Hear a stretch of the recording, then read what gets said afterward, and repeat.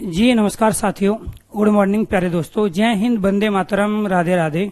आज की जो हमारी क्लास है उसमें टॉपिक चल रहा है व्यंजन संधि।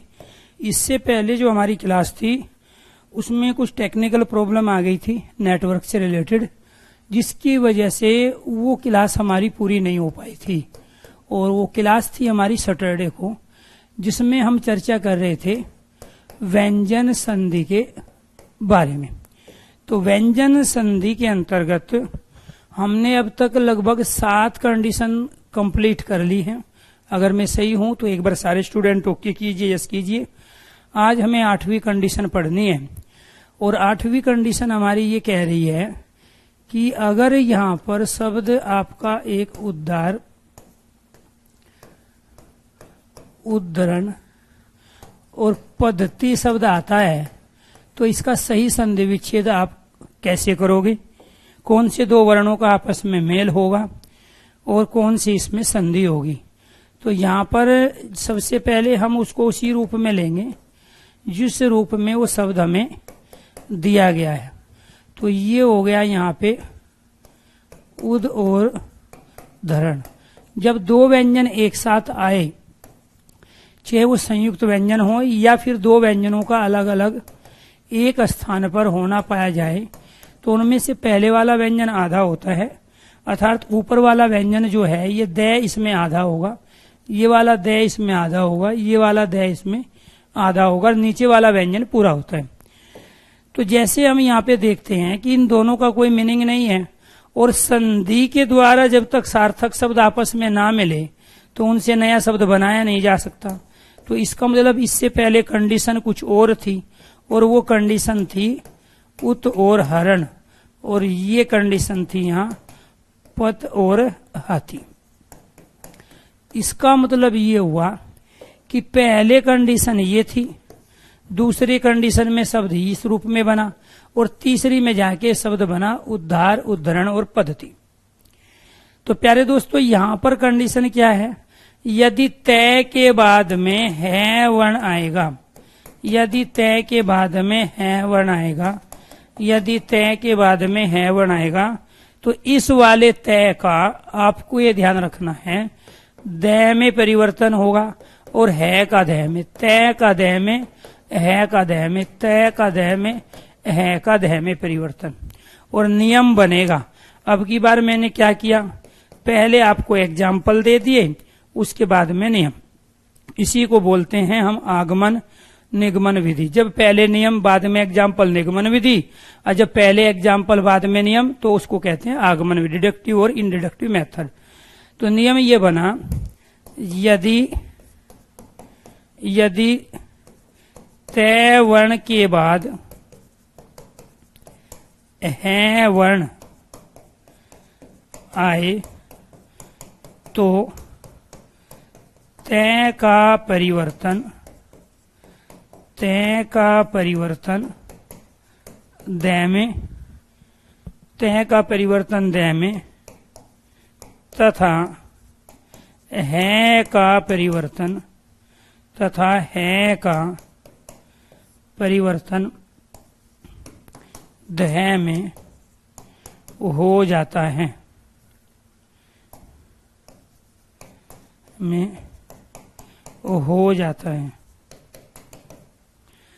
तय वर्ण के बाद है वर्ण आए तो तय के बाद में है आ गया जी, ये रहा तय के बाद में है, तय के बाद में है।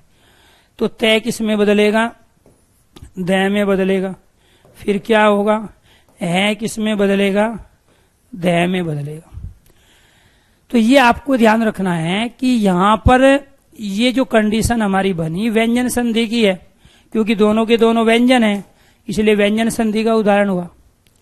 तो ये उद्धार, उद्धरण और पद्धति शब्द जो आज के टाइम में आप प्रयोग कर रहे हैं, ये तब बने जब ये पत और हति, उत और हरण और उत और हार अलग अलग सेंस में प्रयोग हो रहे थे। ये हमारे पास नहीं होते तो आज ये शब्द भी नहीं होते। तो इसलिए संधि क्या करती है, दो पुराने शब्दों के निकटवर्ती वर्णों के मेल के माध्यम से एक नए शब्द का निर्माण करती है, एक नया शब्द बनाती है। क्लियर। बात समझ में आई? कल कोई क्लास नहीं हुई थी, कल संडे था।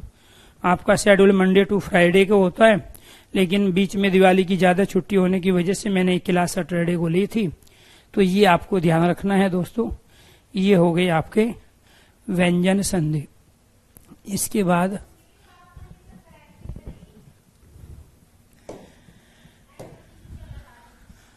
तो 9वीं कंडीशन क्या है हमारी?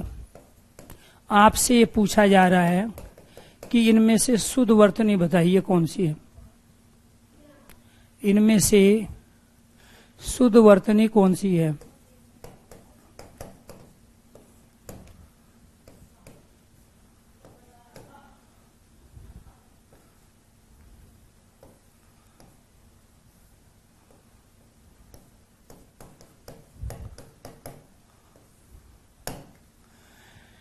ये 3 ऑप्शंस है आपके पास। इसमें से ये 1, 2 और ये 3 और चौथा है इनमें से कोई नहीं। कोई नहीं, इनमें से शुद्ध वर्तनी बताना है। 4 ऑप्शन हैं आपके पास। तो ये जो शब्द है ये कैसे बना? सच और शास्त्र से। ये कैसे बना? उच्च और श्वास से। ये कैसे बना? उच्च और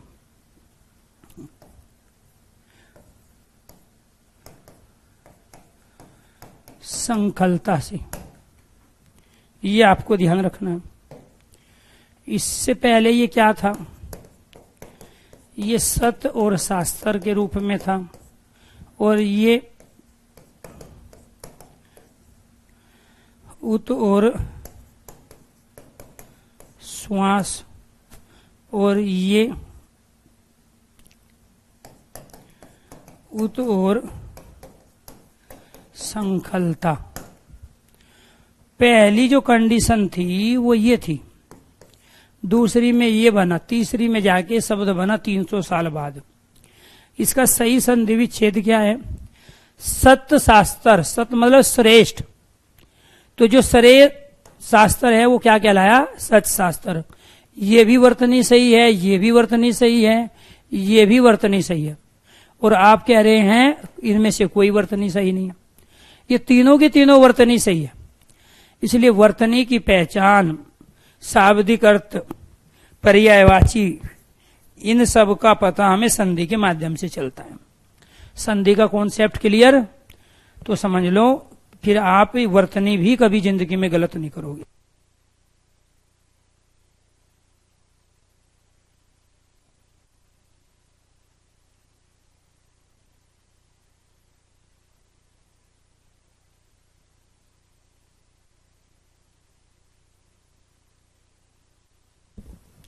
तो ये आपको ध्यान रखना है।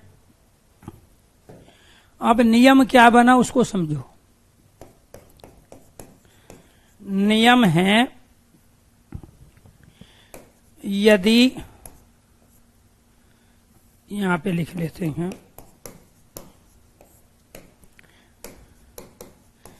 यदि तय के बाद सवर्ण आए तो तय का चय में तथा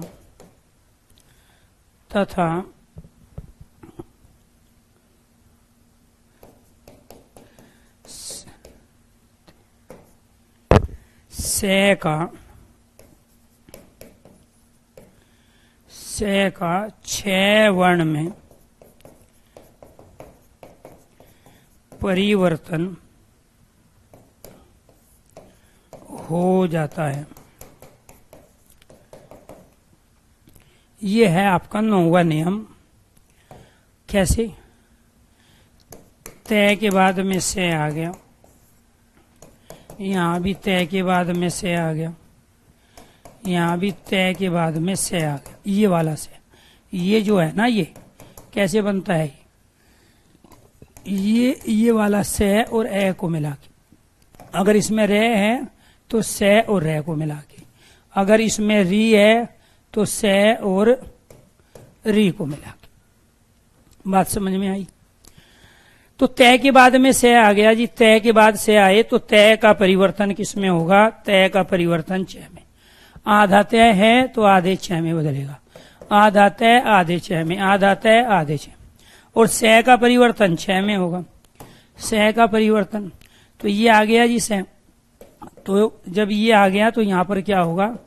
इसका परिवर्तन आधा है तो आधे में बदलेगा, ये भी आधा है तो आधे में बदलेगा, पूरा है तो पूरे में बदलेगा।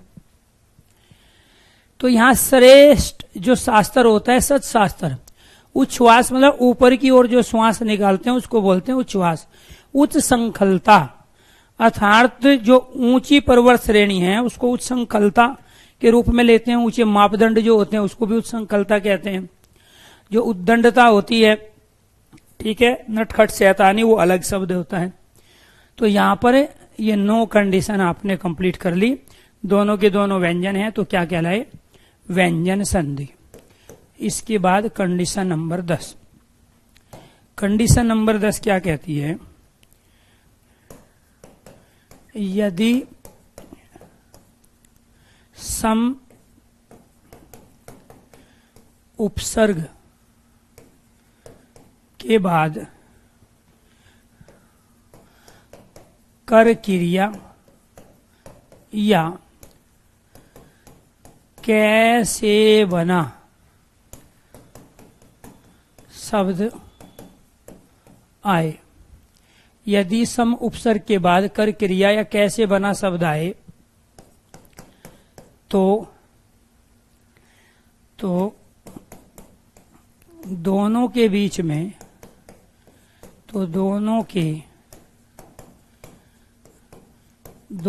बीच में से का, दोनों के बीच में से का आगम हो जाता है। तो दोनों के बीच में से का आगम हो जाता है। क्या है ये? संस्कृत, संस्करण, संस्कार,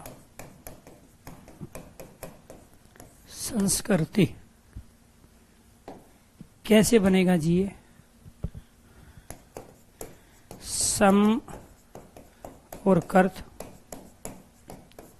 सम और करण, सम और कार, सम और करती। एक तो लॉजिक ये है इसके अंदर क्वेश्चन कि इन सब में सम उपसर्ग है, और दूसरा यहां मैं के बाद में कर आया, मैं के बाद में के आया, मैं के बाद में के आया, यहां मैं के बाद में कर आया। कंडीशन भी वही है, सम उपसर्ग के बाद कर क्रिया या कैसे बना शब्द आए तो दोनों के बीच में से का आगम। ये वाला जो से आया है ना, वो क्यों आया? वो इस नियम के अनुसार आया, तब जाके संस्कृत, संस्करण, संस्कार और संस्कृति शब्द बना। तो आपको ध्यान रखना है कि ये सब क्या है? ये सम उपसर्ग है, ये इसके अंदर मूल शब्द है। क्लियर? तब जाके ये शब्द बना है। बीच में ये से कहां से आया? इस नियम के अनुसार। आगम का मतलब होता है आ जाना। आगम का मीनिंग क्या हुआ? आ जाना। 11वीं और लास्ट कंडीशन है, 11वीं और लास्ट कंडीशन है, यदि परि उपसर्ग के बाद कर क्रिया या कैसे बना शब्द, कैसे बना शब्द आए तो दोनों के बीच में मूर्धन्य से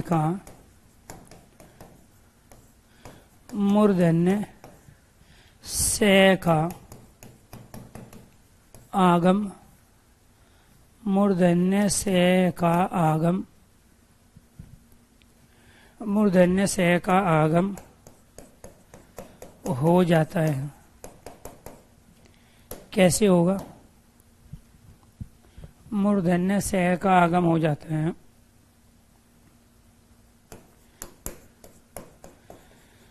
परिष्कार, परिष्कृत, परिष्करण।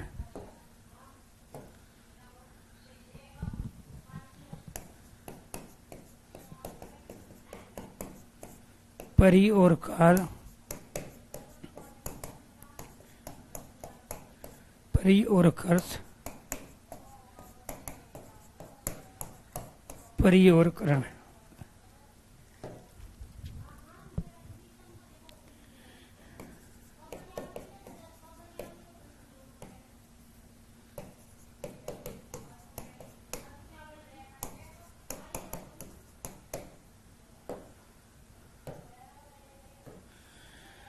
तो यहाँ पर के बाद में कै आ गया, यहाँ पे कर आ गया, यहाँ पे कै आ गया, तो बीच में किसका आगम हो गया? से का। कौन से से का? मूर्धन्य से। इसका उच्चारण कहाँ से होता है? मूर्धा से। तीन तरह के से है। इसका उच्चारण तालव्य से होता है, तालु से। ठीक है जी। इसका उच्चारण मूर्धन्य से है, इसका उच्चारण दांत से। तो ये दंतव्य से है, ये मूर्धन्य से है, ये तालव्य से कहलाता है। ये सलजम वाला से है, षटकोण वाला से है, और ये सपेरे वाला से कहलाता है। तो आपको ध्यान रखना, ये व्यंजन संधि है। एक स्वर के साथ में व्यंजन आया तो कौन सी संधि हुई? व्यंजन संधि। तो ये परिष्कार, परिष्कृत, परिष्करण में बीच में से जो आ रहा है, यहाँ संस्कृत, संस्करण, संस्कार, संस्कृति में बीच में जो से आ रहा है, उसका लॉजिक आज पहली बार आपको पता चला। लॉजिक क्या है? नियम क्या बनाया गया कि यदि मैं के बाद में कै या कैसे बना, या सम उपसर्ग के बाद में अगर कै या कैसे बना शब्द आए तो वो क्या कहलाता है? दोनों के बीच में से का आगम हो जाता है, तब संस्कृत, संस्कार, संस्कृति, संस्करण शब्द बनते हैं। व्यंजन संधि कंप्लीट हो गई आपकी। इसके बाद हमें जो कंप्लीट करना है वो है विसर्ग संधि। कौन सी संधि है? विसर्ग संधि। यहाँ तक की चीजें अगर आपके समझ में आ गई है, आपको यहाँ तक चीजों की क्लियरिटी है, तो एक बार सारे स्टूडेंट ओके कीजिए, यस कीजिए। इसके बाद पढ़ेंगे हम विसर्ग संधि। विसर्ग संधि में क्या है? विसर्ग का, विसर्ग में परिवर्तन, विसर्ग का विसर्ग में परिवर्तन। क्लियर? तो जहां विसर्ग का विसर्ग में परिवर्तन होता है वो क्या कहलाते हैं? वो विसर्ग संधि कहलाती है। कैसे? प्रातःकाल,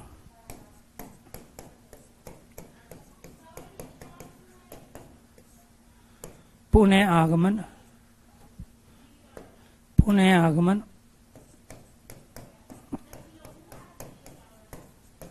अतएव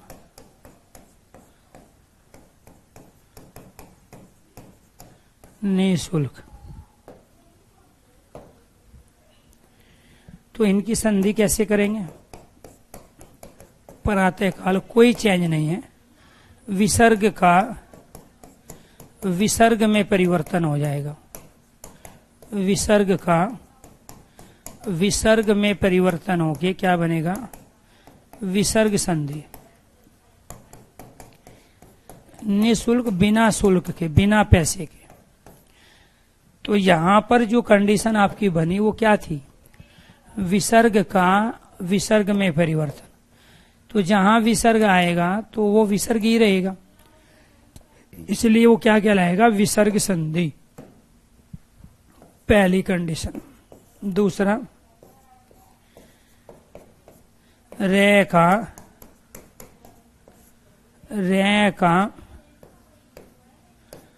विसर्ग में, रे का विसर्ग में परिवर्तन। रे का विसर्ग में परिवर्तन होके वो क्या बनेगा? विसर्ग संधि। कैसे? जैसे शब्द आ गया निर्धन, निर्विरोध, निर्दयी, दुर्दशा, दुर्गम, दुर्दिन। यहां कैसे हुआ? नि और धन, निर और विरोध, निर और देय, दूर और दशा,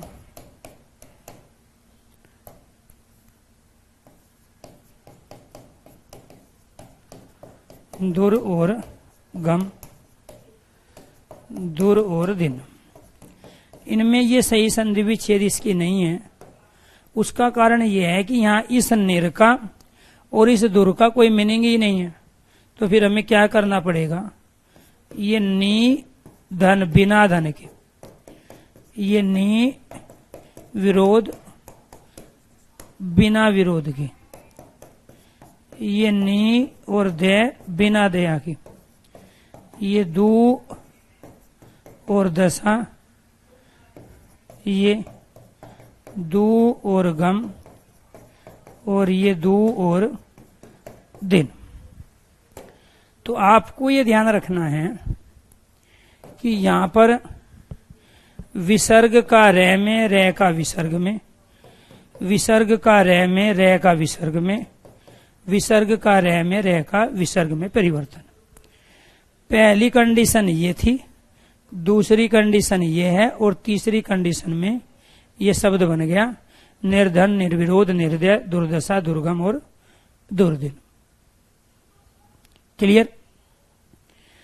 तो यहां पर आपको ध्यान रखना है, पहली कंडीशन में हम विसर्ग को विसर्ग में परिवर्तित कर रहे थे, यानी कि कोई चेंज नहीं है किसी वर्ण में। और यहां पर चूंकि इसका मीनिंग नहीं है, मीनिंग इसका इस नी का अर्थ है भाव है, इस नी का अर्थ रहित है, इस नी का अर्थ बिना है। तो जो बिना धन के हैं, बिना पैसे के हैं, तो निर्धन है। ऐसे ही जो बुरी स्थिति है दुर्दशा, तो दू का अर्थ बुरा है, जो बुरी स्थिति है। दुर्गम, जहां जाना कठिन हो, इस दू का अर्थ कठिन है, क्योंकि उपसर्ग के अनेक अर्थ होते हैं। दुर्दिन, जो बुरे दिन है, वो दुर्दिन कहलाए। तो आपको संधि विच्छेद में वो ये भी देगा और ये भी देगा। तो राइट संधि विच्छेद तो ये है, क्योंकि मीनिंग इनका है। ये नहीं होते तो आज हमारे पास ये शब्द नहीं होता। तो इसीलिए आपको ध्यान रखना है, विसर्ग संधि में या तो विसर्ग का विसर्ग में परिवर्तन, यानी कि सेम रहेगा, या ये तैरने वाला जो रे होता है ये विसर्ग में बदलेगा। अगर वो ये देगा तब आपसे पूछेगा इससे कौन सा शब्द बनेगा, तब आप कहोगे कि ये विसर्ग बदल गया रे में, और फिर शब्द की संरचना को छोटा बनाने के लिए इस वाले रे को हम यहां ले आए। तो पहले कंडीशन ये बनी, दूसरी ये बनी, तीसरी में जाके 300 साल बाद ये शब्द बन गया निर्धन। इसीलिए आज तक आपने डिक्शनरी को एक भी नया शब्द नहीं दिया। क्लियर? उसका रीजन ये है कि शब्दों के बनने का अपना एक प्रोसेस है, और उसी के आधार पे शब्दों की संरचना होती है। से का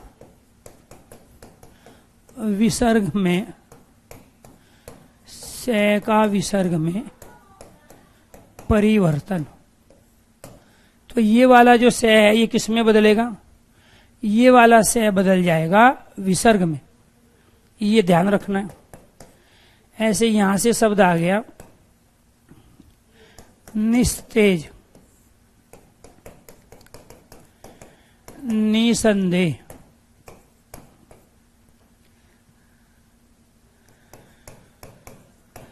दुस्साहस।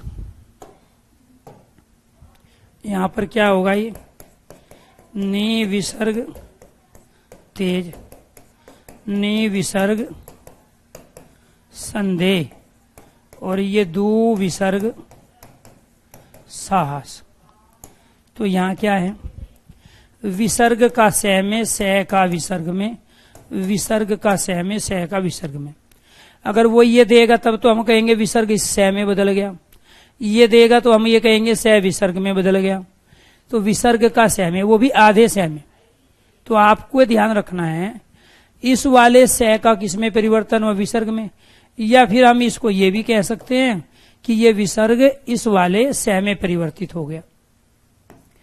इसके बाद फोर्थ, स का विसर्ग में,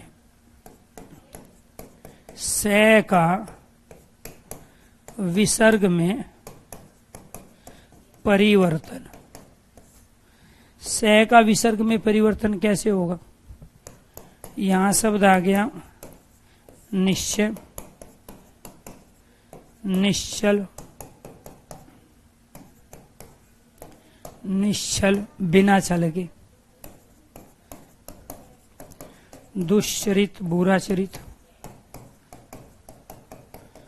दुशासन बुरा शासन।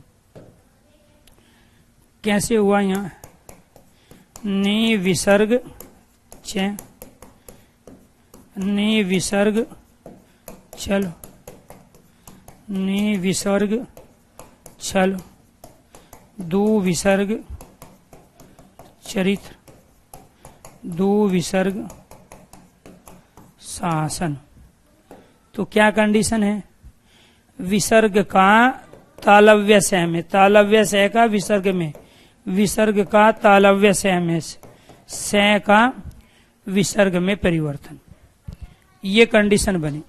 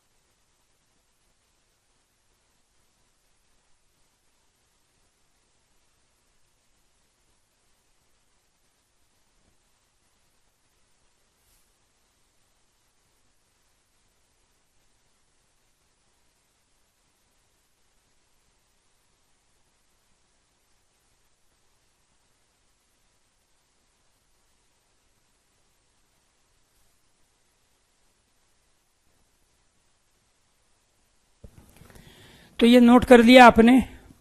इससे आगे की कंडीशन देखिए।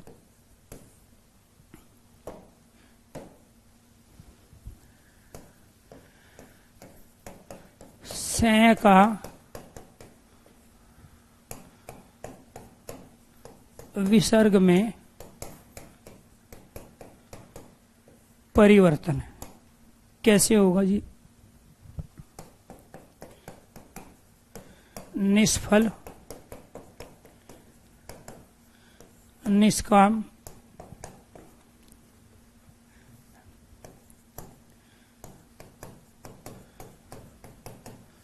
दुष्परिणाम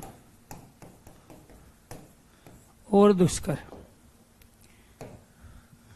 यहां पर नि विसर्ग फल, नि विसर्ग काम, दु विसर्ग परिणाम, दु विसर्ग कर। ये क्या है? विसर्ग का सह में, सह का विसर्ग में, विसर्ग का सह में, सह का विसर्ग में परिवर्तन।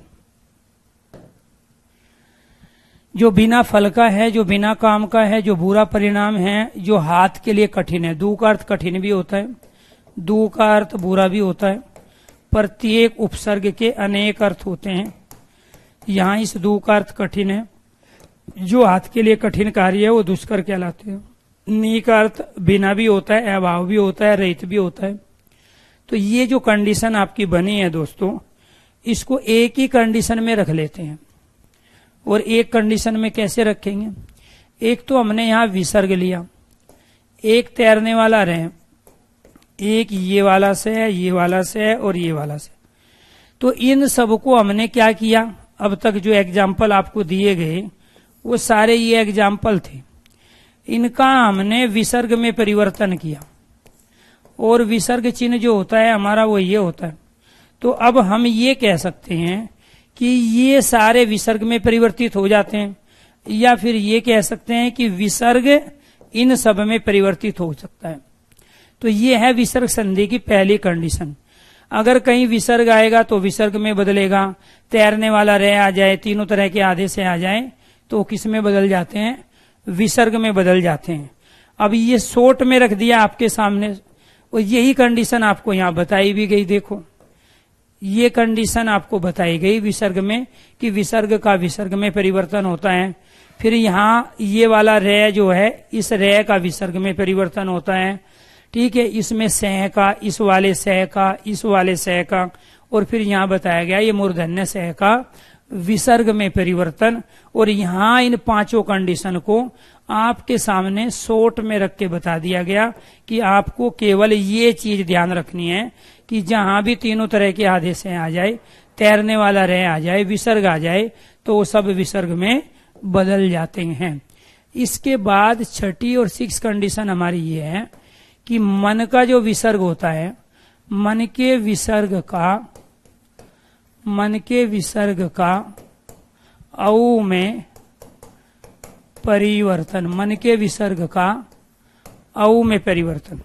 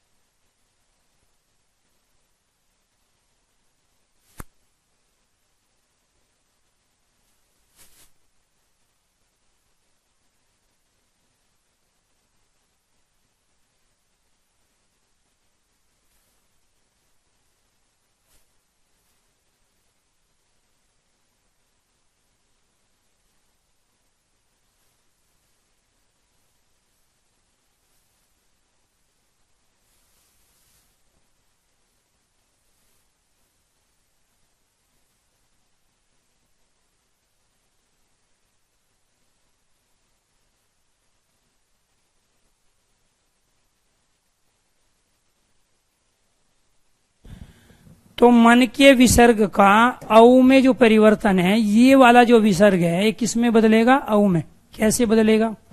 ये देखो,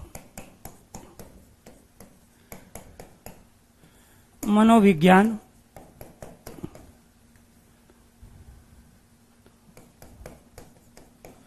मनोनुकूल,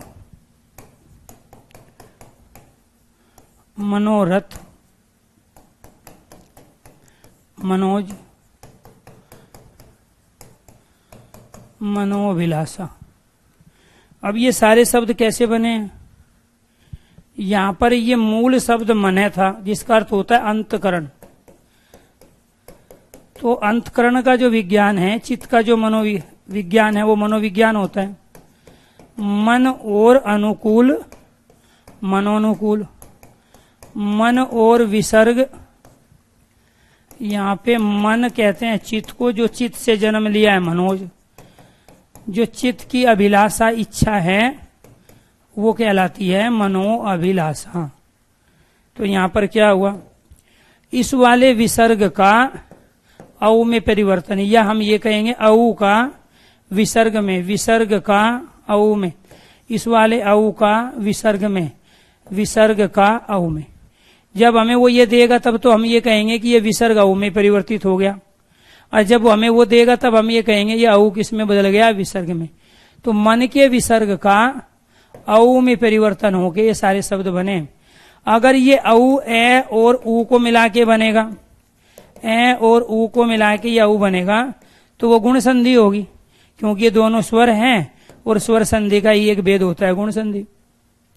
लेकिन जब ये औ विसर्ग के स्थान पे आएगा तो वो क्या कहलाएंगे? हमारे विसर्ग संधि। वो क्या कहलाएंगे? विसर्ग संधि कहलाएंगे।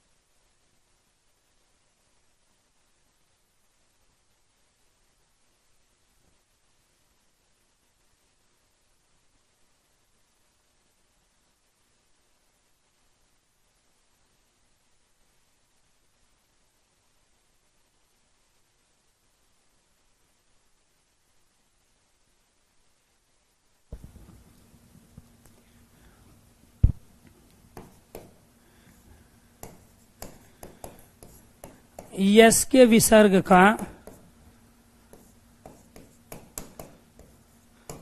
औ में परिवर्तन, तो ये क्या हो जाएगा?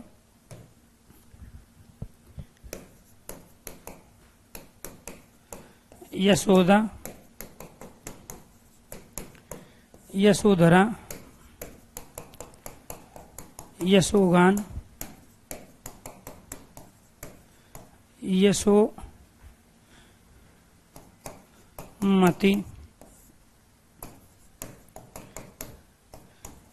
यशोवर्मन।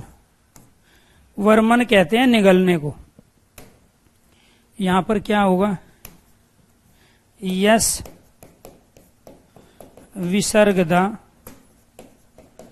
यस विसर्ग धरा, यस विसर्ग गान, यस विसर्ग मति, यस विसर्ग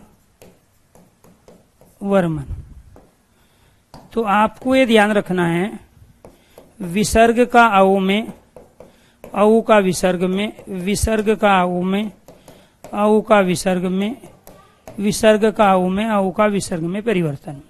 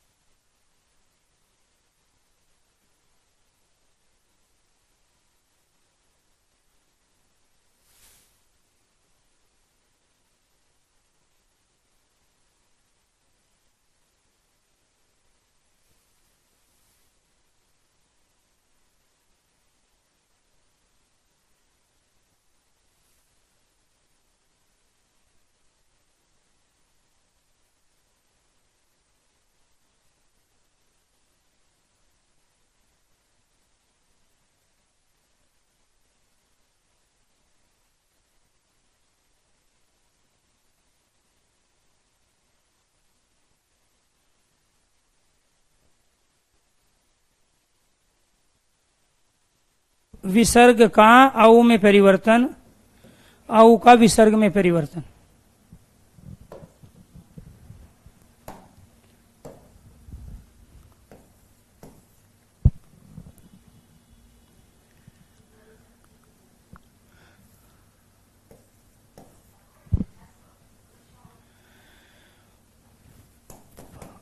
तप के विसर्ग का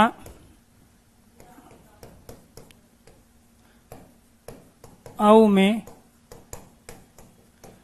परिवर्तन, तप के विसर्ग का औ में परिवर्तन। तपोवन, तपोधन, तपोगाथा और तपोभूमि। ऐसे ही यहाँ पर तप विसर्ग वन, तप विसर्ग धन, तप विसर्ग गाथा, तप विसर्ग भूमि। इसमें क्या है? विसर्ग का औ में, औ का विसर्ग में, विसर्ग का औ में और औ का विसर्ग में परिवर्तन। 9वीं कंडीशन, अद के विसर्ग का औ में परिवर्तन। ये क्या है? अधोपतन, अधोगत,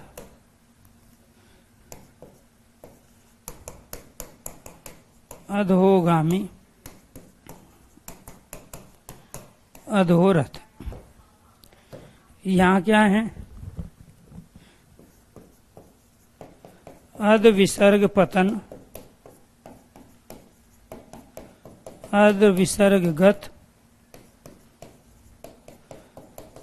अध विसर्ग गामी,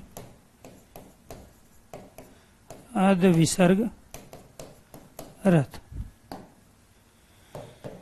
तो इसमें क्या है? विसर्ग का औ में परिवर्तन, औ का विसर्ग में, विसर्ग का औ में और औ का विसर्ग में परिवर्तन। क्लियर? तो आपको ध्यान रखना है, अध का अर्थ होता है नीचे, पतन का अर्थ गिरना, जो नीचे की ओर जा रहा है, जो नीचे गिरा है अधोपतन।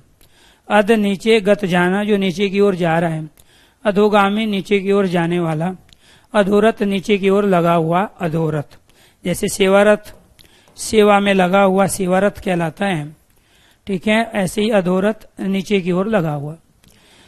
तो प्यारे दोस्तों, आपको ध्यान रखना है कि इन सब कंडीशन में यहाँ पे हमने अध के विसर्ग का औ में परिवर्तन, तप के विसर्ग का औ में परिवर्तन, ऐसे ही इधर यश के विसर्ग का औ में परिवर्तन और मन के विसर्ग का औ में परिवर्तन करके हमने ये सारे शब्द बनाए, जो कि विसर्ग संधि के उदाहरण हैं। किसके उदाहरण हैं? विसर्ग संधि के। ऐसे ही पै के विसर्ग का औ में परिवर्तन होके इनसे ये नए शब्द बनेंगे। और वो शब्द क्या होंगे? वो शब्द होंगे प्योधि, प्योद, प्योज। कैसे?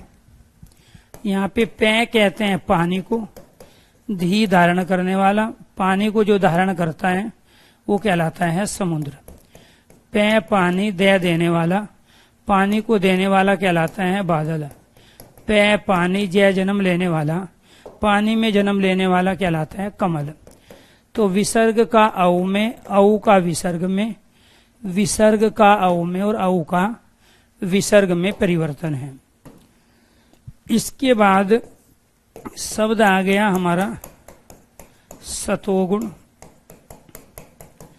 रजोगुण और तमोगुण।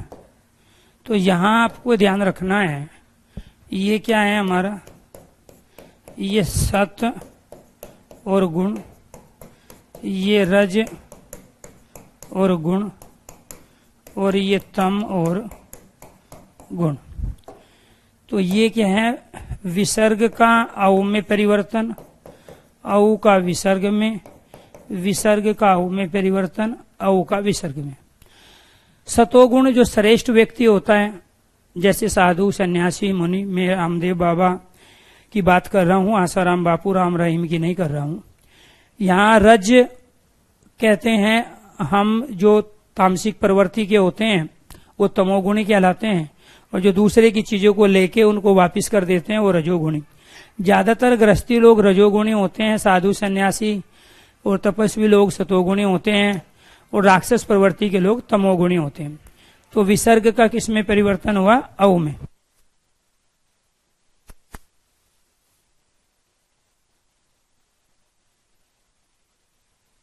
जो कंडीशन है सारी किसकी है, विसर्ग संधि की है। तो इसका मतलब ये हुआ कि अगर मैं एक ही कंडीशन में इन सबको रख दूं और विसर्ग संधि की ये दूसरी कंडीशन में ये बना दूं कि जहां भी मन के साथ में विसर्ग हो, यश का विसर्ग है, तप का विसर्ग है, इसके बाद में अद का विसर्ग है, पय का विसर्ग है, और इसके बाद सत का विसर्ग है, रज का विसर्ग है, और तम का विसर्ग। इन सब का परिवर्तन किसमें हो रहा है, विसर्ग संधि में हो रहा है। इन सब का परिवर्तन किसमें हो रहा है, विसर्ग संधि में हो रहा है। तो इन सब का परिवर्तन किसमें हो गया, औ में। विसर्ग का औ में, औ का विसर्ग में परिवर्तन होके ये सारे के सारे शब्द बने। तो यहाँ क्या है, जब भी कोई शब्द से पहला, जब भी किसी समस्त पद में पहला मन, यश, तप, अद, पय, सत, रज, तम आ जाए तो इन सब के विसर्ग का परिवर्तन किस में हो जाता है, औ में। एक कंडीशन तो आपकी ये हो गई। दूसरी कंडीशन आपकी ये है, अगर आप ये सारी चीज भूल जाओ, ये याद रखना कि विसर्ग का विसर्ग में, तैरने वाले रह का विसर्ग में, तीनों तरह के सह का विसर्ग में परिवर्तन होके ये सारे के सारे आपके एग्जाम्पल बने हैं। तो मैंने दोनों तरीके से बताया, शॉर्ट ट्रिक के माध्यम से भी और डिटेल में भी, जो भी इनके लॉजिक थे।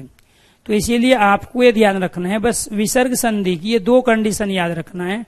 पहली कंडीशन ये हुई और दूसरी कंडीशन ये हुई कि जब भी कहीं मन, यश, तप, अद, पय, सत, रज, तम इनके विसर्ग का औ में और औ का विसर्ग में परिवर्तन होके विसर्ग संधि बनती है।